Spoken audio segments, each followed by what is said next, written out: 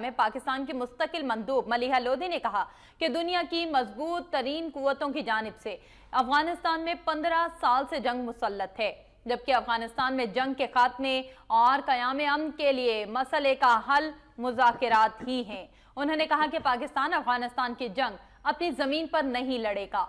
अफगानिस्तान अपनी सरजमीन पाकिस्तान के खिलाफ इस्तेमाल न होने के इकदाम को यकीनी बनाए। अफगानिस्तान के मखसूस अनासर की जानिब से पाकिस्तान पर बेबुनियाद और गलत इल्जामात आयद किए गए, जिस पर हमेशा बर्दाश्त से काम लिया गया। मलिहा लोधी का कहना था कि उन्होंने अफगान हुकूमत से कहा है कि पाकिस्तान मुखालिफ जारहाना बयानात का सिलसिला बंद कराया जाए, क्योंकि ये खित्ते के मुफाद में है। पाकिस्तान अफगानिस्तान के साथ काम करने को तैयार है, क्योंकि दोनों ममालिक के इक़दार और अवामी मुफाद यकसा हैं।